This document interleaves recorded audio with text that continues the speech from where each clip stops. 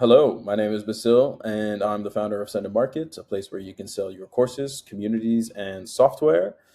Now, today's January 16th, and I'll be talking about today is why I think the Cosmos ecosystem is cooked. I made a tweet yesterday mentioning that I was going to be discussing this and why I believe there is an uphill battle for, more specifically, the Atom token, and why it is extremely difficult for it to regain mind share in the current landscape of crypto.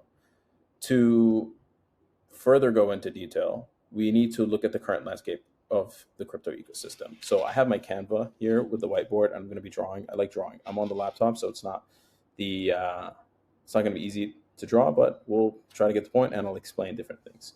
So this is Web3. So W3 is Web3, World 3, right? So in Web3 currently, you have to look at the different types of products, and you have to look at the different kinds of users that are in this space, okay? Everybody's already been trying to shout at, more specifically, hey, we need more users. Hey, we need mainstream adoption. Hey, like we need no more use cases for these different products, all these different things, right? And I don't think that the infrastructure play is even attractive enough for most people to want to get involved, unless you're doing something that's insanely, significantly different that actually brings more improvement to the way we operate in, I guess, infrastructure, whatever world. Anyways, makes it easier for consumers, whatever. But they got that abstraction, right? So when we started in 21, the first product started coming out, and that was mainly two things. You saw sectors like DeFi pop the fuck off. That's a terrible E. So you had DeFi, right? And then you had as well the NFT, right? So that was 2021. Okay, so that ended up doing its thing. You know, the bull market came in 21. Everything in those parts of the narratives, any products in those narratives popped off, but then quickly they went down. Why? Because there wasn't that many use cases. DeFi turned out to be like a whales game. NFTs were like for the less knowledgeable people. They kind of got on that. It's like this season's version of memes, right? This 2024, 2025, NFTs are memes. And currently for DeFi, there is no specific alternative that have like solidified itself as the cycles pump. It might be AI. I do think it might be AI, only because like AI is doing so well on the Web 2 side of things that it has some weight to be able to carry a bull market, a bull cycle. Now, how long is the bull cycle gonna last? A lot shorter than most of us, and I'll be honest with you, think. This is memes.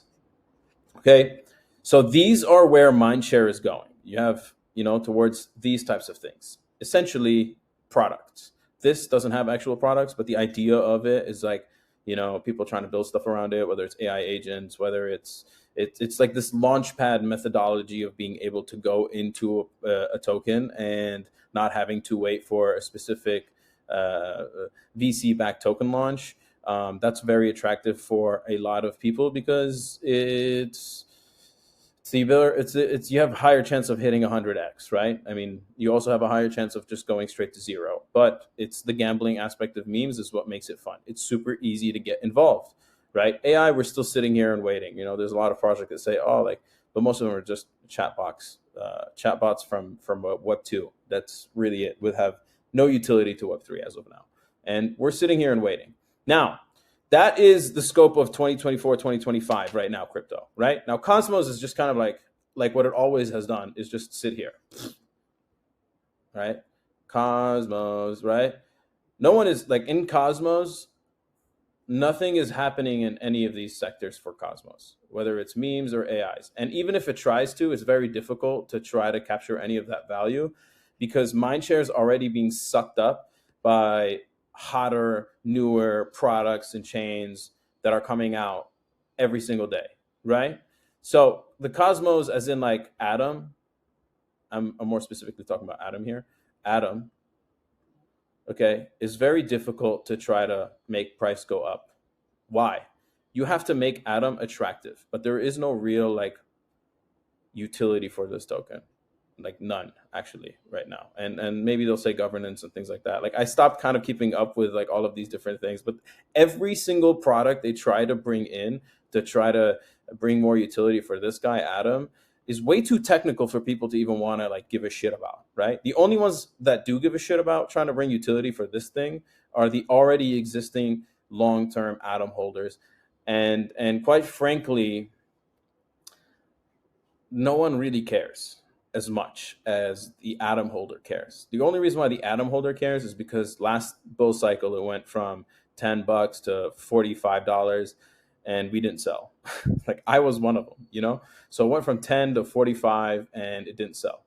The marketing problem with Atom is that it gave its best product away for free, which is like, I'm pretty sure what Jay wanted anyways, not Atom itself, but the Tendermint consensus mechanism, Cosmos, the code, the technology, it gave it away for free. So boom, thank you. Hey, appreciate it. Free SDK, appreciate it. We're going to go and use it and build it. And yeah, I don't know. It sounds like you guys got your problems to figure out with how you do your token utility. We're just going to go mind our own business, and we're going to go build our hyper liquids, our BNB chain or whatever, and Barra chain and shit like that, right? So they're just going to go and just like get their own communities, right? So that's like the only thing. They're going focused on their own communities, their own products, this and that, and give back absolutely nothing, zero. Okay, because they don't have to. Why should they? Who cares? It's free. You gave it to me for free. I'm going to take it, and everybody's going to be forever indebted to the creators of the SDK. So that's great. But like Atom, there's no obligation for me to give back to that token, its community, or any of that stuff. I'm just going to go and focus on building my own. So since mindshare is already all here, like 98%, like we just saw now, AI is like 70 something percent of the entire crypto market's mindshare. And there's already nothing happening here in that. So what is the Atom community doing to make itself relevant to the existing users, right? I'm just going to write the stick to the existing users when 98% of the money inflow and mindshare is all going to these two things. Like, what is Atom doing to make itself relevant enough to get these guys, they're all here looking here? Like if I'm window shopping and everybody's at, whatever, everybody's going to that one restaurant, and then you got that one old ass restaurant in the corner that nobody's going to. Like, what is it doing to try to create? But the other one's way cooler. Like here, it's way more relevant. They're creating content. They got people talking about it. They got KOLs. They have better branding. They have better, like everything in this two fields, right? And on whatever ecosystems these are in. So like if it's the Solana ecosystem, if it's the base, it's the whatever, right? They're doing everything 10 times better than here. So my opinion is like, what is the existing people, whether it's Skip or whoever, like what are they going to be doing to try to make this relevant? And if it's something that's going to be technical, quite frankly, I don't think mindshare is going to go there because they still don't understand anything that has to do with governance, anything that has to do with, why interoperability is important. Like, I mean, people just want user interfacing products. And I think even here, it's getting to that. That's why also here they have a problem on this side. There's also a problem here because all of these people are like now looking, but nothing lasts. Like everything in terms of mindshare is in and out. Like it's here for 1 week and it's gone. 2 weeks ago, AI agents were fucking cool. And now 2 weeks later, it's like, it's just a chat bot on Twitter. That's so stupid. So like, how are they retaining their users? This world will also have its issues coming really soon. And we're kind of getting into it now, which is like, okay, speculation is getting really, we can't have that as the only thing that kind of like props up the world of Web3. And this is why you'll notice that there are now new like industries now popping in and using the Web3 technology for what it is. Whether it's RWAs, that's really bad. RWAs, deepen, and all those different things. But these are all still non-tangible because they all try to build products in this space with yield products, and yield is a game of whales. Let's be honest.